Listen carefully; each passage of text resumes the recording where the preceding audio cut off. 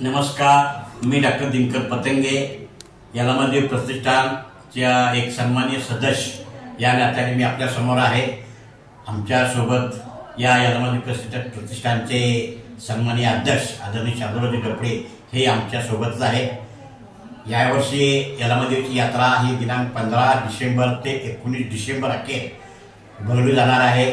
आणि या यात्रेच्या निमित्तानं श्री यलामादेवी ही एक जागृत देवी आहे आणि एक खास करून कर्नाटक, महाराष्ट्र आणि आंध्र या तिन्ही राज्याच्या बॉर्डरवरती हे यलामादेवीचं मंदिर आहे.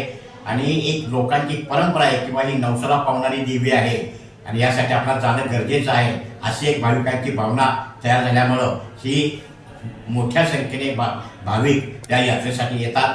विशेषतः आलेल्या भाविकांना आम्ही काही खास यलामादेवी प्रतिष्ठानच्या वतीनं काही सुविधा मी या ठिकाणी निर्माण केलेल्या आहेत.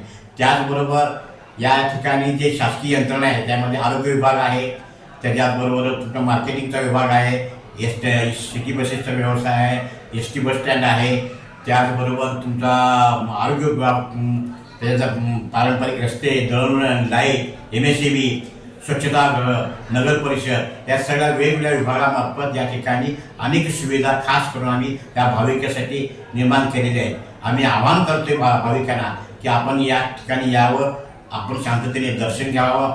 ते दर्शनासाठी खास सुलभ दर्शनाची आम्ही व्यवस्था केलेली आहे. प्रत्येक भाविकासाठी रांगेमधूनच दर्शन घ्यावं अशी त्याला आम्ही आवाहनही करतोय.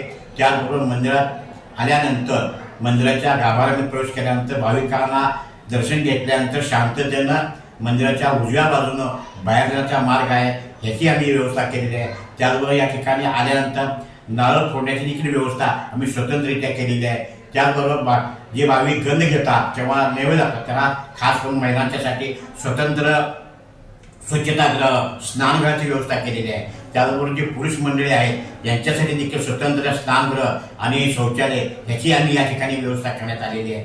आलेल्या भाविकांना खास करून आम्ही या पोलीस बंदोबस्त कुठलाही अनुचित प्रकार होऊ नये म्हणून या ठिकाणी मोठ्या प्रमाणात पोलीस बंदोबस्त आम्ही या ठिकाणी व्यवस्थित केलेला आहे. आणि काही स्वयंसेवकही आम्ही या ठिकाणी नेमलेले आहे. इतकेच काय तर आमच्या यलामादेवी प्रतिष्ठानचे जे सर्व पदाधिकारी आहेत यांच्या देखील आम्ही प्रत्येकाला कामं वाटून दिलेली आहे. कुणी काय काम करायचं अशा प्रकारचे एक नियोजन आम्ही या ठिकाणी केले आहे. परवा 2 दिवसापूर्वी आम्ही प्रशासकीय यंत्रणा आणि आमची यलामादेवी प्रतिष्ठान आता संयुक्त विद्यमाने एक मीटिंग घेतली आणि या मीटिंगमध्ये प्रत्येक विभागाने काय काम करायचे, कोणती जबाबदारी घ्यायची ह्याच्याबद्दल सविस्तर चर्चा करण्यात आलेली आहे, मार्गदर्शनही करण्यात आलेले आहे. आणि ही यात्रा भरत असताना भाविकांच्या कुठल्याही प्रकारे त्रास होणे किंवा गालबोट लावणे म्हणून आम्ही भाविक लोकांना देखील आवाहन करतोय की यात्रा आपली आहे, तुमची आहे. तुम्ही सर्वांनी मिळून या यात्रा व्यवस्थितरित्या पार पडण्याकरता आपण सहकार्य करावं. त्याचबरोबर ज्या भाविकांना दिनगी द्यायची असेल त्यांनी या ठिकाणी दिनगी स्वीकारण्याची व्यवस्था केलेली आहे. काही भाविकांना नवस बोलतात, काही दागदागिने अर्पण करतात, त्याची देखील या ठिकाणी स्वीकारण्याची व्यवस्था आणि पावती देण्याची व्यवस्था केलेली आहे. कुठल्याही प्रकारचा अनुचित प्रकार घडणे ह्याच्यासाठी प्रत्येकजण आम्ही कार्यरत आहोत. आणि विशेषतः ह्याच्यामध्ये काम करत असताना प्रामाणिकपणा आणि सत्यता त्याचबरोबर देवीचा असलेला विश्वास हा फार महत्त्वाचा आहे.